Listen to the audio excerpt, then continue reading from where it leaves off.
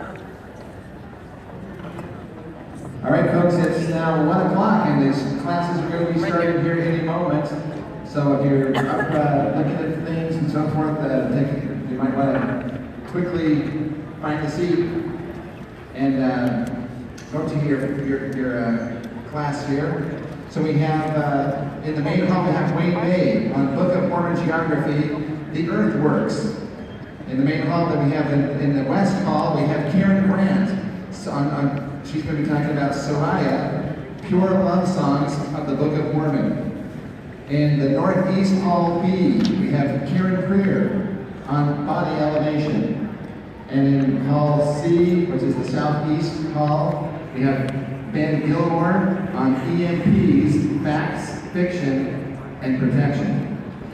In Hall D, this is the South Third Floor Presidential Suite, we have Scott Bradley on To Preserve the Nation. And in Hall E, this is the north part of the third floor. And we have Amy Loveless on Advanced Thermal Cooking Techniques. Again, thank you for coming to the Herb Foundation Expo. Glad to have you here. And hope you enjoy your afternoon. We have an amazing number of speakers coming and speaking all kinds of new information. Enjoy your day.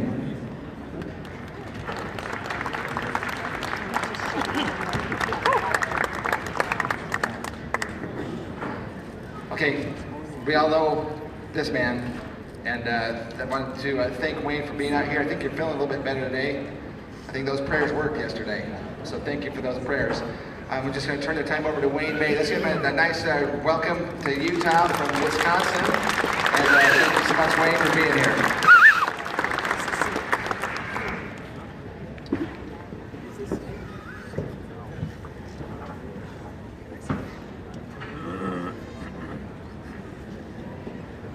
Well, hello everybody. It's good to be back for day 2. And today we're going to cover primarily earthworks throughout Ohio and Indiana and a little bit in Wisconsin. And show you something. How many people here have never been to the earthworks back in the Midwest? Let me see that. Oh my goodness. That's good. Because this is really for you. Okay? For the rest of you, most of it will be a review. There might be a few new slides go by, but I'm glad I did this because you need to see this stuff.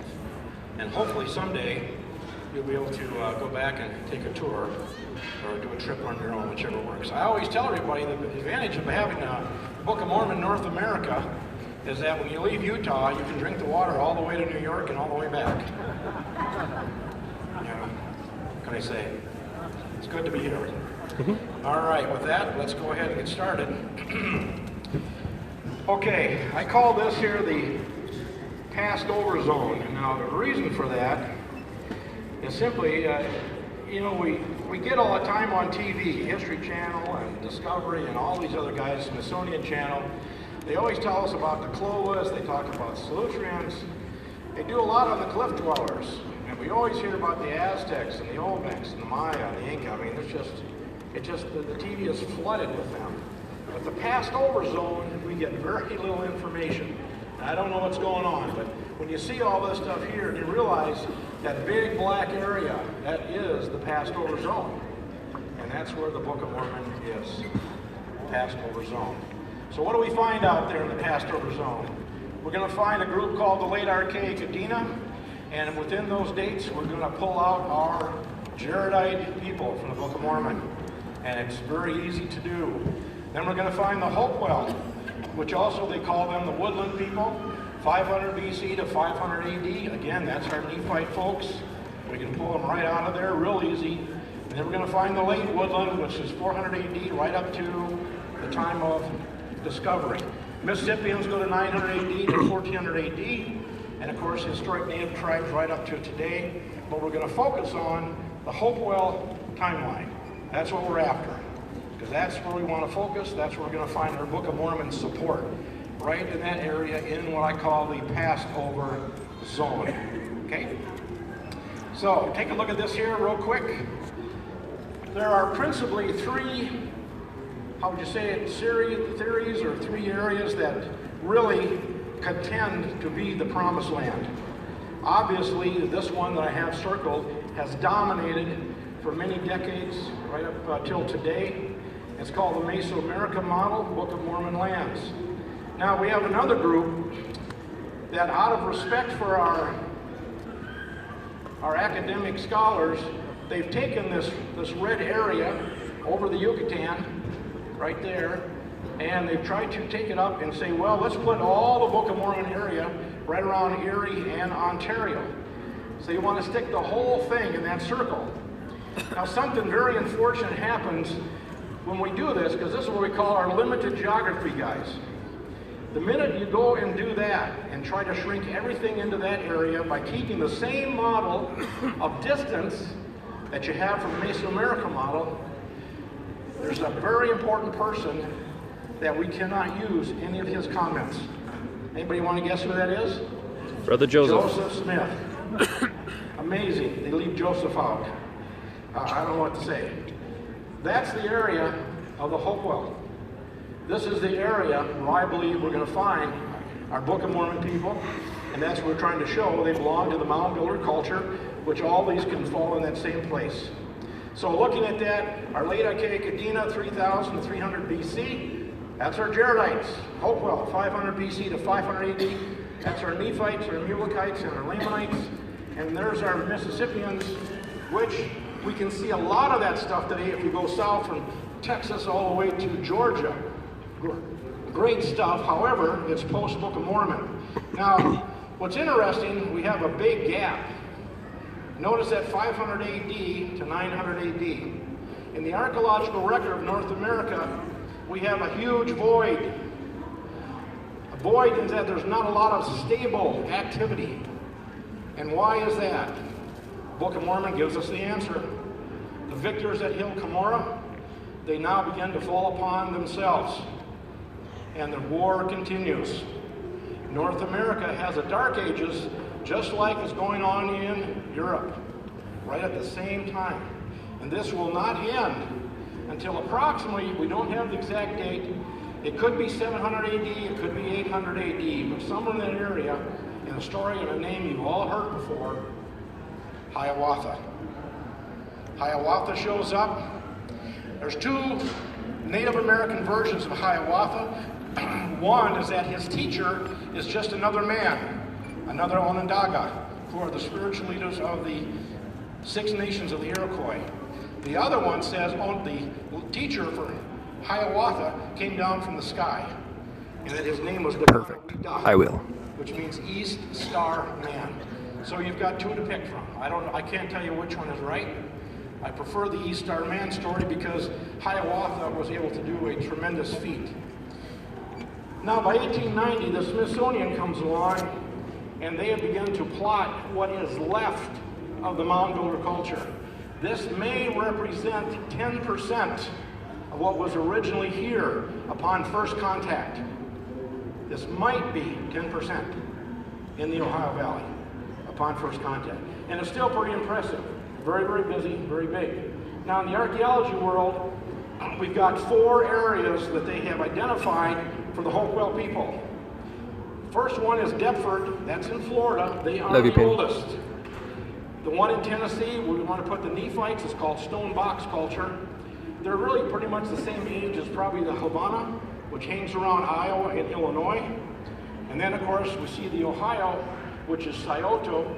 And I identify that one because Scioto develops much later. You see, what's confusing, when you go state to state, you'll get different ages of beginning and ending for the Hopewell. Yes, it is. They'll all end between 400 and 500 AD, but they do not begin at the same time. Because what happens is basically when when Mosiah from the land of Nephi, which I believe is the Stone Box area, when the Lord commands Mosiah to take the people of Nephi to the land of Zarahemla, which I believe is the Havana area, at 130 BC, the area in Tennessee begins to get real thin on Hopewell activity. Very, very thin. It increases in Illinois and Iowa. And then around 100 BC, the people in the Havana culture begin shifting to the east, moving into Indiana, moving into Ohio, southern Wisconsin, And they date that at about 100 BC.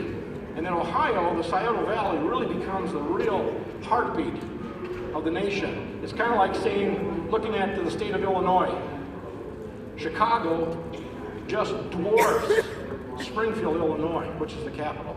And that's what's happening here. The capital stays in Havana, but Scioto of Ohio will dwarf everything else for Hopewell. And that's why today, most of what we can go and see and look at and walk the ground exists in Ohio. And luckily, a lot of it has still been preserved. So, big question, are these the same folks? And that's what we're after.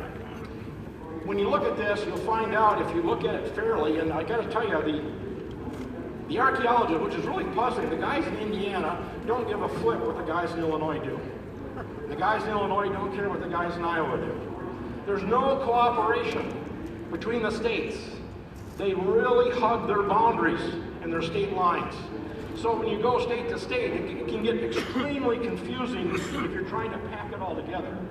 So that's why I've done this for you. Common burial rites that can be shown all the way across. Common measurements, common building techniques, common tools, weapons, and art, common ancestry of today's natives, common religious customs of the Great Spirit, and the common language, which is the Algonquin tongue. Now, the mounds and the earthworks, if I had to pick only one thing from the Book of Mormon to show to anybody that it was in North America, I would have to go with Captain Moroni in the Book of Alma. There are no earthworks that match what Alma describes in South America or Central America. They just aren't there. But you will find the matches here in North America, and that's what we're going to show you.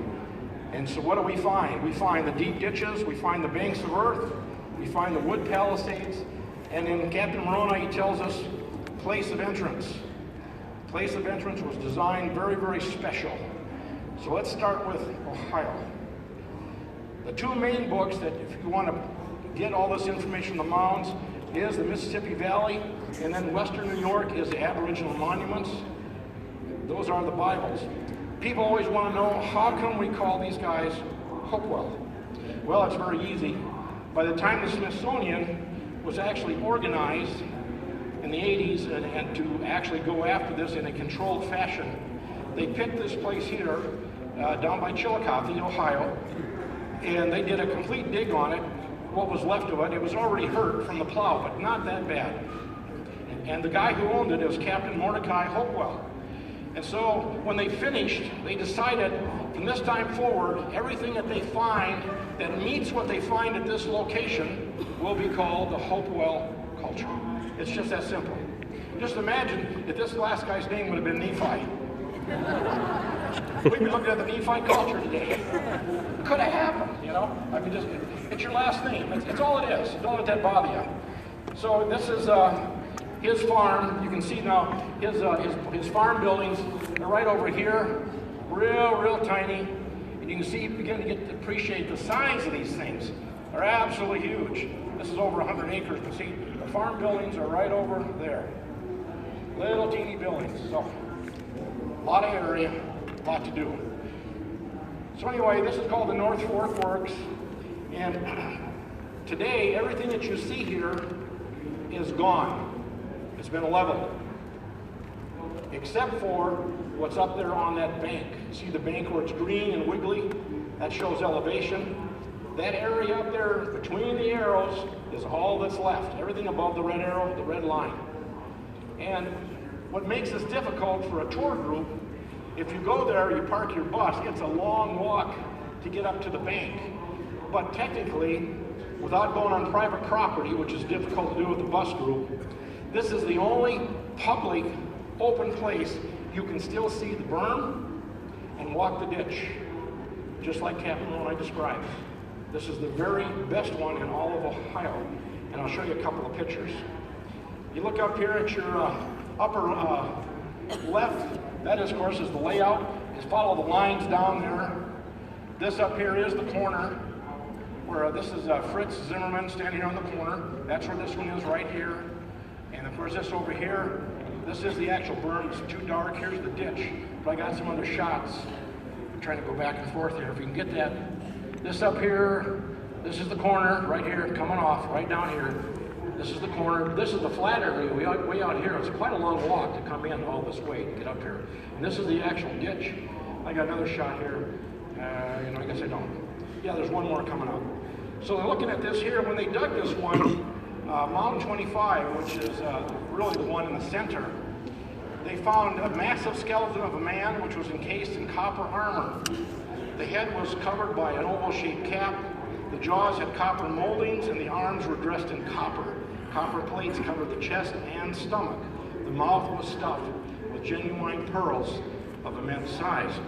Doesn't that sound interesting?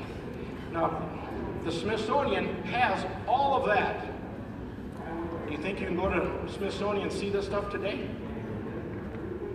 I have no idea where it is. And unfortunately, I don't think they do either. Now, up on the back, that red arrow is showing the large red arrow. You go up there, this is shaded. Right there, to your left, that's the bank. The ditch is right up there in the center, and that's the flat area. And you can walk this whole thing. It's really a pleasant walk if you have time to do it. And then I want to show this image here, because we've got, for size, there's your Pyramid of Giza, and Stonehenge, and others. You can begin to appreciate how big these things are, and I'll show another one too in a minute. But these things are huge. They're very, very large. It reminds me of, geez, I wonder if I actually got the scripture here. I'm not sure if I do. When, I think I do. Hold on, folks. Easy fix. Hold on. There. Hit the wrong button. Yeah, back. Okay. All right. This right here is part of the Scioto Valley.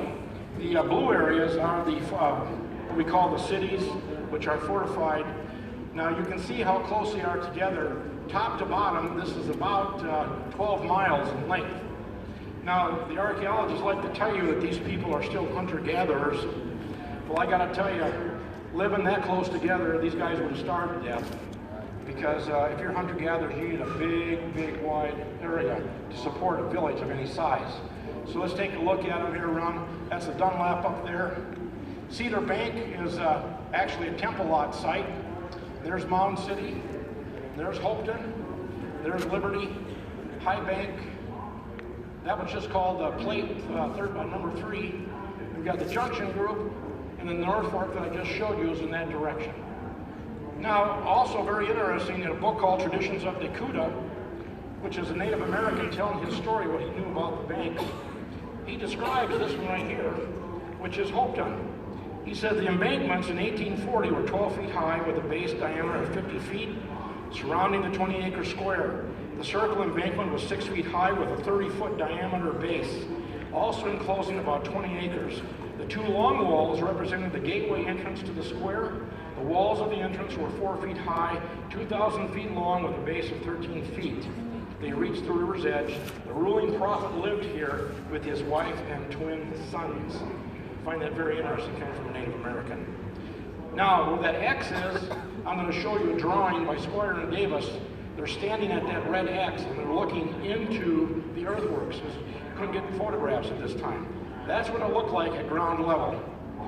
That's the drawing, looking straight in at the Hopeton. And then, of course, here's the walls that go all the way around. And this right here will demonstrate the size of the walls that we just read. Earthen walls of the great square, 12 feet high, 50 feet wide, extended 2/3 of a mile on all 4 sides. Massive labor. Had to be big populations. They will also tell you the populations of the Hopewell were very small because they couldn't find large habitation sites. Well, if we were to go today back to the New England area and try to search for some kind of population site to show people who lived here during Revolutionary War times, what would we find? A lot of tar and a lot of concrete, I think. You know, I don't know why they can't understand. You know, you got something that's over 2,000 years old. It's not going to need a lot of trail, and they know this in the Midwest due to rot and the rainfall. Not to mention just people moving on top of sites. This right here is the site earthworks, and again, I want to compare this to all these famous monuments for size. Now look inside here. Your bottom square is 27 acres. You got over 100 there in the circle. Here we've got Pyramid of Giza. Sits right in that square. Then you've got right up here Stonehenge goes in the circle. The Colosseum and the Statue of Liberty can sit in the rest of it. That's how big these things are. They're absolutely massive. Now, this is supposed to be also a Stone Age culture. Stone Age culture. And yet when you find out stuff like this, these guys could leave one site and go build the exact same measurements at another location. And there they are for you. Large circles are all 40 acres. Small circles are 10. The squares are 27.3 acres. And they can repeat this in Ohio, in Illinois, Indiana. This is high math. This is geometry. This is surveying. This is not a Stone Age culture. Period. Yeah, here's the one I wanted to get to. Alma, 62, 20 through 24. And when the night came, Moroni went forth in the darkness of the night, came upon the top of the walls to spy out in what part of the city the Lamanites did camp with their army. And it came to pass that they were on the east by the entrance. Now the entrance is because they lost a lot of men there. And they wanted the Nephites to come back, and they wanted to hit them the way they got hit. And they were all asleep. And now Moroni returned to his army and caused that they should prepare in haste the strong cords and ladders to be let down from the top of the wall into the inner part of the wall. And it came to pass that Moroni caused that the men should march forth and come to the top of the wall, let themselves down to that part of the city, even on the west, where the Lamanites did not camp. And it came to pass they were all let down to the city by night by the means of their strong cords or ladders. Thus when the morning came, they were all within the walls of the city. And now when the Lamanites awoke and saw the armies of Moroni within the walls, they were affrighted exceedingly, insomuch that they did flee out by the place of entrance. Now, when I first read this, I was trying to imagine, because I did not know how big the geometric earthworks were. I couldn't imagine a fortification or a city with walls where the enemy can be on the east side sleeping, and then the other guys can come over the walls on the west side undetected, and they can sleep all night long and then surprise the enemy in the morning on their backside. How's that possible? Well, it's possible because these things are 4 and 5 and 6 miles in circumference. Huge. And if you don't set pickets on the west end, yeah, somebody can come over and surprise you in the morning at the east on your backside. This right here is a painting in Newark. If you go there, you can all see it's really lovely. You can see the outside walls. From the circle to circle, the one in the distance, that's the great circle. This is the great octagon. That red line represents 2.5 miles as a crow flies. And yet this is all within the same city walls. One location, one stop. And it's one of the best ones we have. Native Americans call Newark City of the Prophets. Traditions of Dakota. Now the octagon, what's really cool about that, we now know that they have through archaeoastronomy, they got an 18.6 lunar year cycle. The Jaredites use it, which is our Adena boys, and the Hopewell use it also, because it's a lunar count. It's a 13-month calendar, the 18.6 swing. Now what's neat is Dr. James Scherers went to Newark with his students from the University of Wisconsin, and they surveyed this back in, I believe it was 1990s, early on. And I want to go over this with you, and you got to go slow because I'm not a math wizard, and I got to step down and look at this because I get lost myself. So here we go. This right here, the big red line. Oh, I got to get on myself. The big red line, that's the shot of the moon on the northernmost rise in the wintertime, coldest day of the year. That's where the moon's going to come up, right there.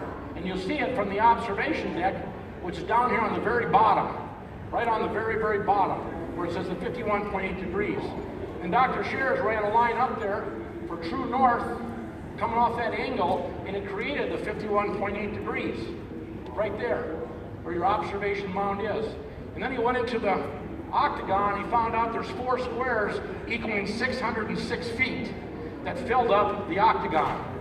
And then he looked at the Pyramid of Giza, and he found out that the angle right there is 51.8 degrees, and it's running up to a top that's hitting up to 606 feet. Pyramid of Giza. Then you take that Pyramid of Giza and you drop it on the surface of the earth, which is 606, which is 1/10 of a nautical mile, and this is how the Egyptians could measure the circumference of the earth on the surface. So here's this high math for all this Stone Age culture sitting right here in North America. And it's the math of the Egyptians. And yet our Hopewell people are using it. And there you are, 1 minute latitude arc. Okay? And that's what it looks like on moonrise. Right over. Can you imagine building this octagon and making sure you didn't make a mistake? Having to tear it down and start over? I mean, these guys are sharp. They understand the heavens. And actually, they understand them a lot more than we do. And then we got Mound City, Ohio, which is very, very interesting. It's a lovely place to go. It's a federal park. They do a nice job here. And I want to show you what modern equipment can do for us. That red area on the right is called LIDAR, light detection. Airplanes can fly over from above, and they can shoot into a forested area. Forest and brush and high grass will not bother what this camera can see. Unfortunately, it only goes on the earth about 5 inches. If it could go deeper, boy, we'd really have something. But this is good. This is really good. As you can see, you can identify mounds, and there's also mounds you can't see behind the greenery that show up in the red image. This is LIDAR. Right now, the entire United States is being mapped by the government. And most of them are available online. Sometimes you run into an area, and I don't know why, but sometimes they've got some areas here that are restricted, and they won't let us have a LIDAR. That's another story. I don't want to go there. Anyway, here's Hopeton. Even today, with the good LIDAR, Hopeton has been plowed flat, but you can still see it on the outline of the ground. It's still there. And then here's High Bank. Again, the drawings to the left is from Squire and Davis's work. And then, of course, on the right side there, you can still see the outline of where that magnificent structure once stood. Okay, let's go to Fort Hill. The Book of Mormon talks about places of resort. We have a few of those. Places of resort you'll find on the flat plains, we'll find the geometric earthworks and small settlements. And then if you find a high hill, this one here, by the way, is 600 feet to the top. It's one of the larger climbs. They would take that and turn it into a fortification. And this is 2.5 miles all the way around. It's got 33 breaks in the walls. You see those breaks, the little lines in the walls? That's the breaks. And that's where the tower stood. Talked about in the Book of Mormon. Here's an image to show you the angle. I'm standing at the top there with a friend of mine. You can see how steep that is. Now, in their day, all the trees here would have been cleared off the side for field of fire. They would not have left that for cover from enemy. So they would have had to take down the trees. And for sure, on the side of the hill, the top of the hill would have been fine. Here's John Poppleton taking pictures, and that's a break in the wall. That's what it looks like. They're very rough and slumped off due to erosion, what we call sloughing, but that's what a break looks like. And I'm standing inside the fort to take that picture. Another one that's good to look at is Fort Ancient. This here is the north end. This is the newer fort. The middle is considered the older, and then the bottom is considered the older. But up on top is Highway 350. It runs in the west and the east, vice versa, back and forth. To the right, where it says Gateway, with the 25-foot earthen walls, that is the only flat approach to the fort. Everything else has a pretty good steep to it. It's a very, very sharp angle. This is myself standing in that doorway at Highway 350. The banks on my left and my right are about 25 feet high. The walls here, again, this is me and my friend Ernie. Ernie is about 6'5". We're standing down there in front of the wall, their hands up, showing you the walls. All the dirt for that wall came from those orange lines that was turned into a cornfield years ago, before the Ohio Historical Society had control of it. And we believe it was probably about 30 to 36 feet high in its heyday when it was erected. Now, this one is really good. Here's your place of entrance. Alma 49 and 20. Thus they were prepared.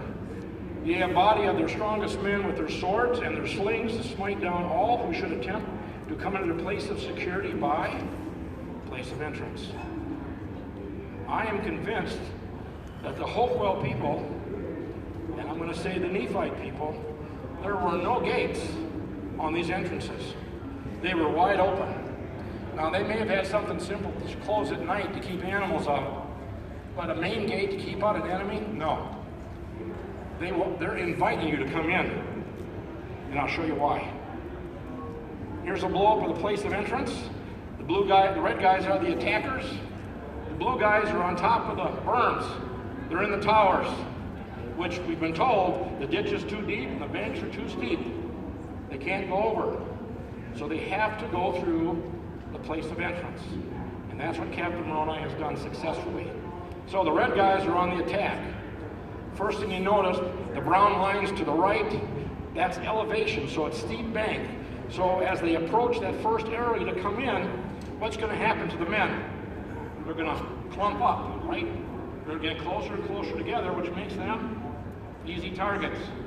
You can throw rocks down on them, you're going to hit somebody. It doesn't make any difference. Now, as they turn in, the first group that goes into there, what happens? What's on their left? What's on their right? What's on their front? What's on their back? Blue troops. They're in a crossfire. That's ideal. That's awesome for the blue guys. If the red guys have enough men to push through that, it continues. The crossfire doesn't let up. Slings, arrows, spears, whatever they got. If they make it through that at all, then they're going to meet the blue guys at the other end, and they don't have to worry about their heads and backs. They're going to push them, and they're going to bottle them up inside that area.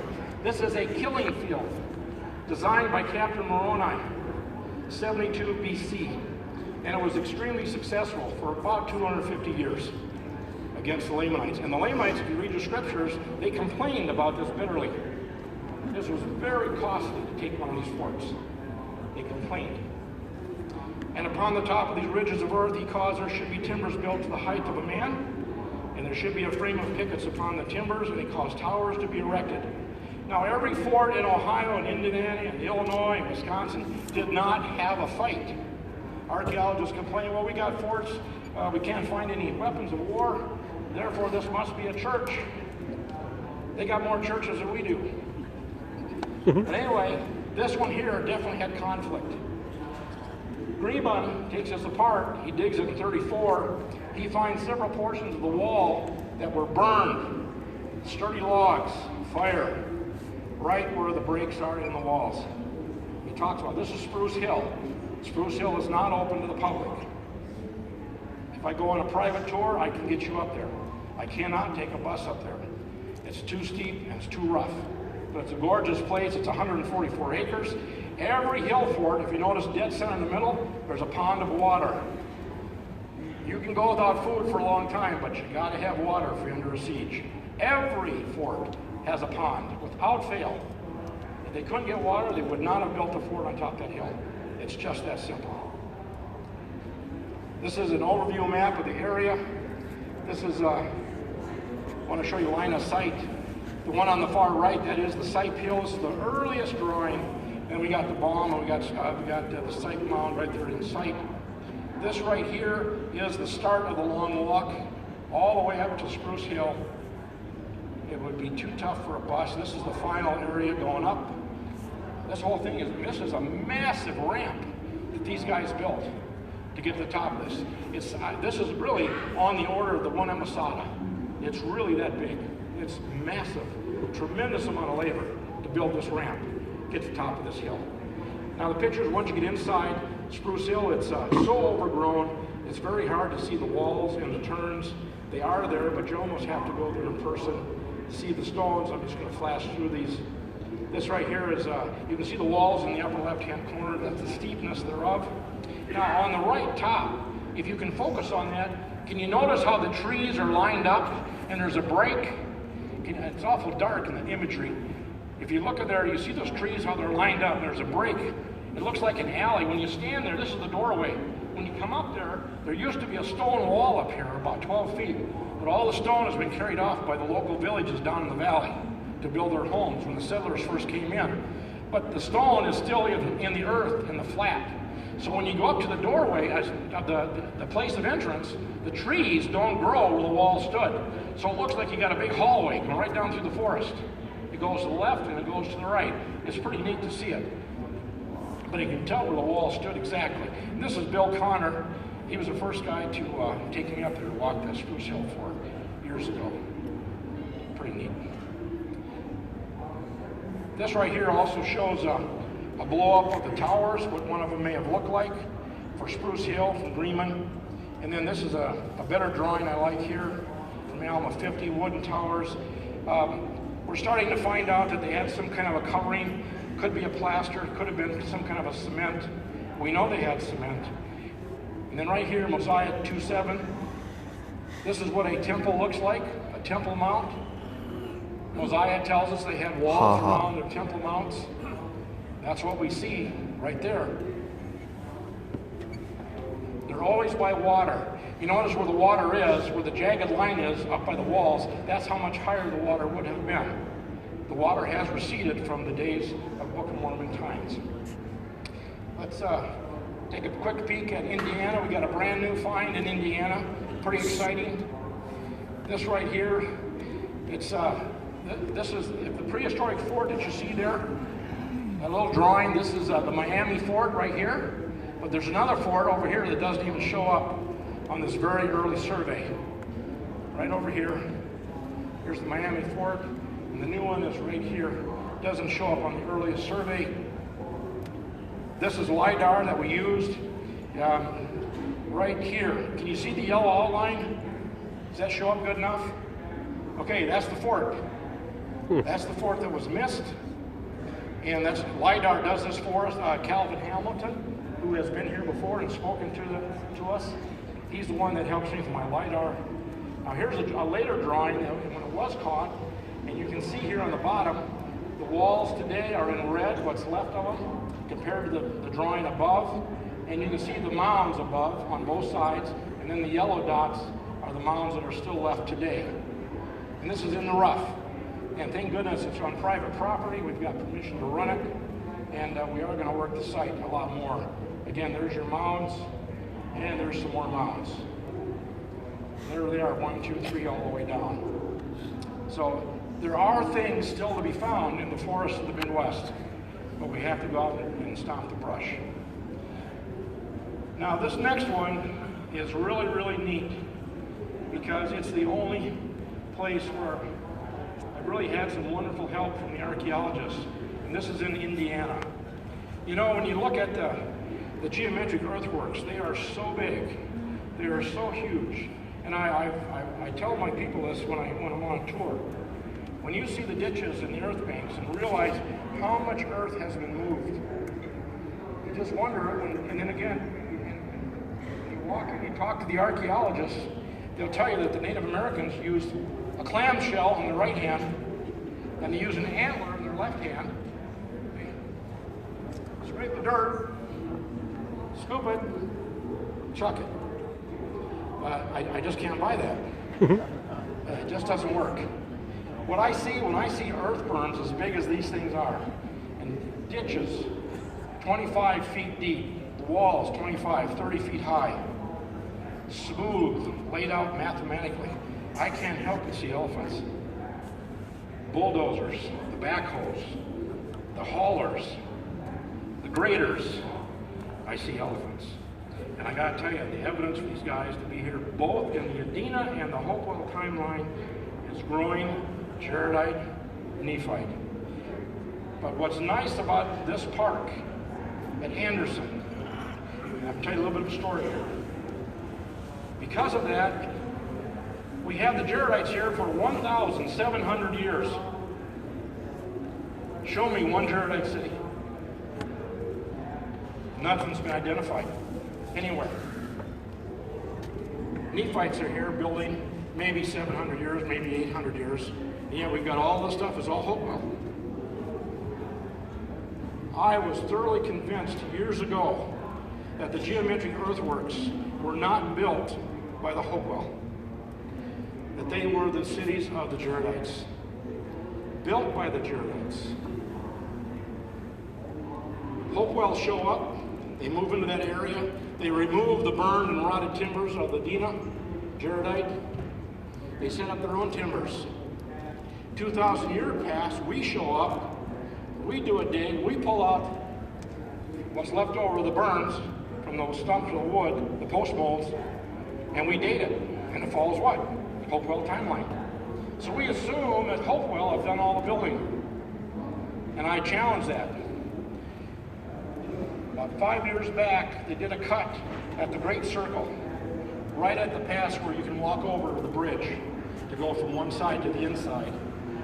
And at that time, the gal who was there as the curator, she kept me posted to what was happening. And so finally the day came, I got an email, she said, Wayne, they did it and the report is out, it's on the Ohio State Archaeological Site. So I go to the Ohio Archaeological Site, I pull up the report from Dr. Bradley Lepper, and I read it, and all the usual stuff is there, but there's no date. No date. So I call Susan back at the Great Circle. I said, Susan, I just read the report.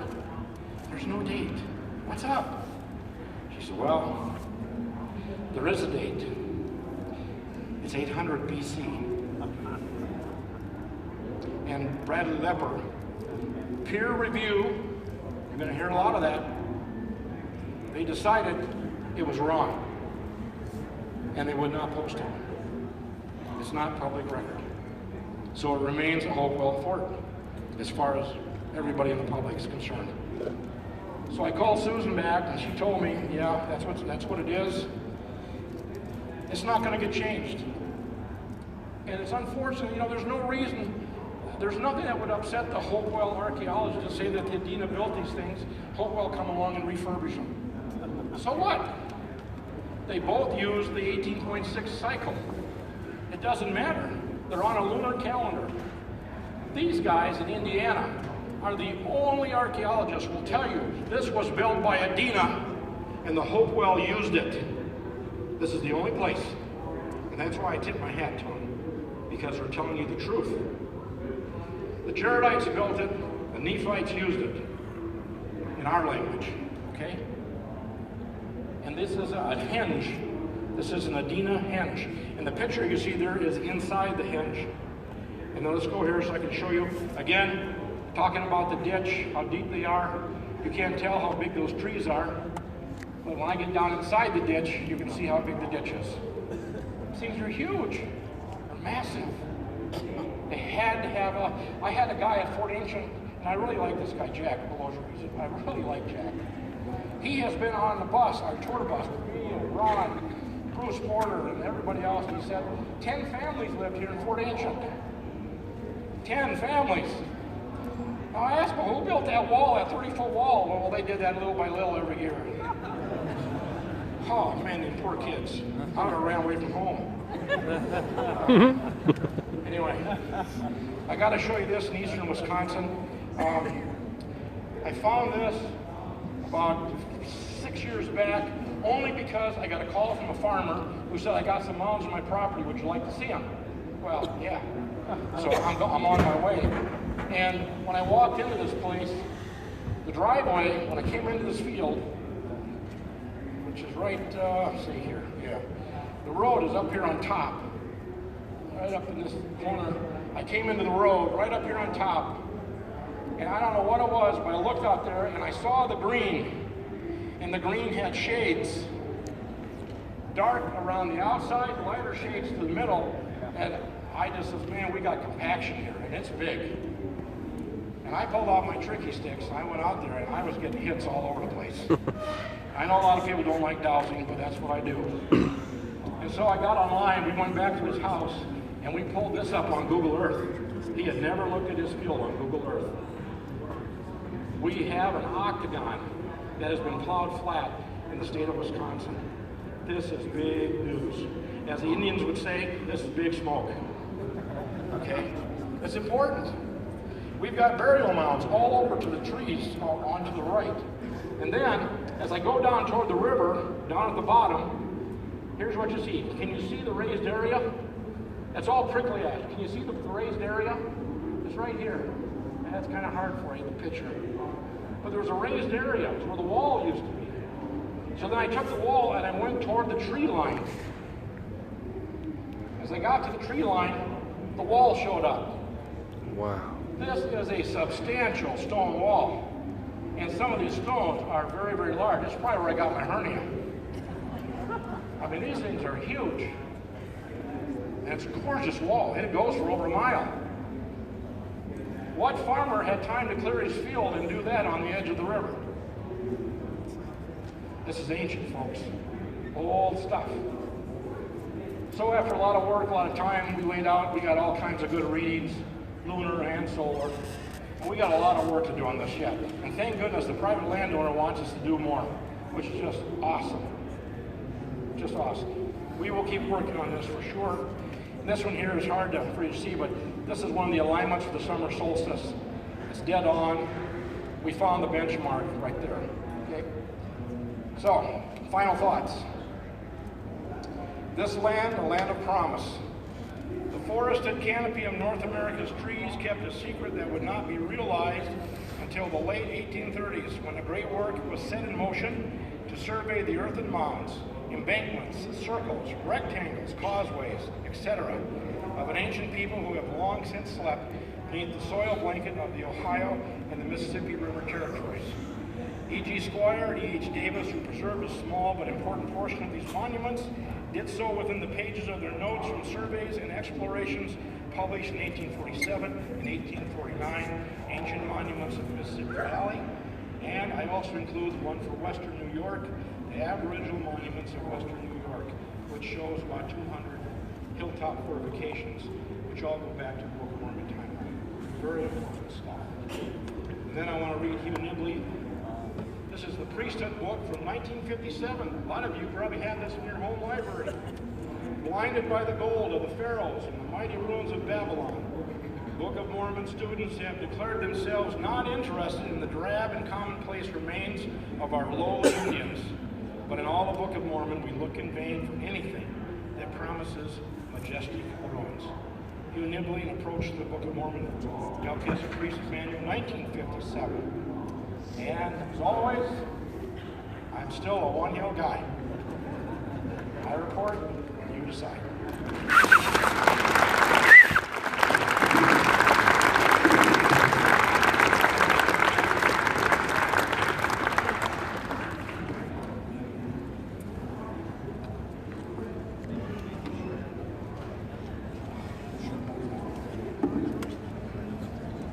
Okay, we have a couple of minutes, so we can open it up. Wayne said that he'd be happy to take some questions. So if you have, well, we got a bunch of them already. Okay, go ahead. Wayne, you covered this with the newcomers. Why does the Smithsonian work so hard to cover all this stuff? Question? All this clear, it's just been covered up. The question is, why does the Smithsonian work so hard to cover all this up? And really, it's quite simple. Is he going to speak on that this time? Oh, is it coming? I don't want to take away guys' thunder. It's called Manifest Destiny, and we've all had this in school. The United States government, very early on, as this nation became clear of foreign powers, the Manifest Destiny document came up and said that basically, in order for us to acquire this land, we cannot have any attachments to any foreign power in the Eastern Hemisphere. That's number one. And number two, we have to make those that live here less than even second-class citizens. They're not citizens at all. That way we can just take the land before us. And that's what's happened. And that idea of Manifest Destiny still goes on today. And I know very pointedly, it's very sensitive here in Utah. I don't want to say more about that. However,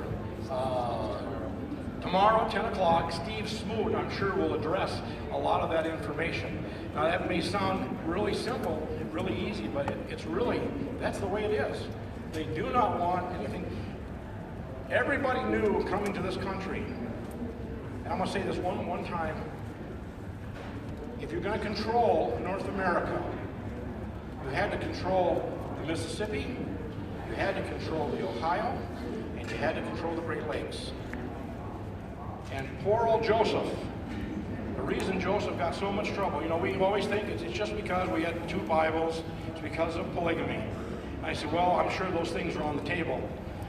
But in my case, what I see for Joseph, who now is running for President of the United States of America, he's sitting where? In Nauvoo, Illinois, on the Mississippi, just above the junction with the Ohio. He's got a 2,000-man army, and he has 1 million Indians on the West Bank across the river who are very friendly. I think they were concerned about Joseph sitting out here in the Mississippi. To me, that would have been a key to get rid of him. Joe Smith had to go. That's just my own personal interpretation. Yes, sir. Can you tell the crowd why there's no snow in the Book of Mormon? The answer is, why is there no snow in the Book of Mormon, or why is the cold not mentioned quite so much? And that's very easy. The answer, if you go online and look up Little Ice Age, when you get home, you'll find it. At 1200 to 1300 AD, we had an entire latitude of cold drop down from the north. Prior to that time, when you look through the Hopewell graves, Illinois to New York, in the graves you will find parakeets and parrots. They were plentiful right here in the heartland. The climate here was much different at that time. And what happens is at 1200 to 1300 AD, that's when castle building stopped in England because they could no longer heat them. Prior to 1200 AD, the best wine made in all of Europe came out of England. It wasn't the south of France or the north of Italy. But when that coal line shifted, that's when the whole vineyard business in England had to move to France and to the north of Italy. At that same time, that crucial period, 12 to 1300, is when the Northmen, who were now populating Greenland and Nova Scotia and Newfoundland and all the way into Hudson Bay, they got froze out. The Viking Age for North America was over because of the cold line drop. And you can go online and find the whole story. It was a different climate. One other thing is, whenever somebody asks about snow and the lack of the, actually in the Book of Mormon it does specifically mention snow, about fruit being white as snow, right? Which wouldn't make any sense if Lehi would use that. Lehi had seen their entire history and vision. He knew where they were going to be. If they weren't going to experience snow, why would he use it in a metaphor? But this one is always one that just kind of stops that whole question dead. Somebody says, well, why does it mention snow? I turn and say, well, if it happened in Central America, why doesn't it mention rain? I mean, you would think it would mention rain if it happened in Central America, right? Because you have a wet season and a dry season. Well, it does actually mention rain twice in the Book of Mormon. Once it rained on the Jaredites and once it rained on the Nephites. But I don't think anybody's trying to create an entire climate based on those 2 passages. So that's probably the simplest way. If somebody says, you know, why does it mention snow? You say, why does it mention rain? One more. Can you reconcile Stella 5 to western, southern Is it Stone number 5? Is that the Lehi stone? Yes. Okay, it's very easy. It's really easy. After Christ leaves, the church is going to flourish for about 200-year period. Tremendous growth in the Promised Land. I gotta believe, they would have sent missionaries to Alaska and sent missionaries to the tip of Argentina. And the gospel went everywhere, all over the Western Hemisphere. So these people would have known about it. I know the farms had a major tumble within themselves about the dating of Stella 5. And the last thing I heard before they were disbanded, or closed, or whatever you want to call it, that they had moved it up to about 600-700 AD, time-wise. So that's about all I can tell you. Go ahead. One more thing, even the Mesoamerica advocates have pretty much abandoned the Stella number 5 idea. In fact, John E. Clark, who is a scholar in the church and a very much on the Mesoamerica proponent, has written an entire article. If you go to my website, there's a link that goes straight to there, one about Stela number 5. And he basically debunks the whole idea that Stela number 5 has anything to do with the Book of Mormon.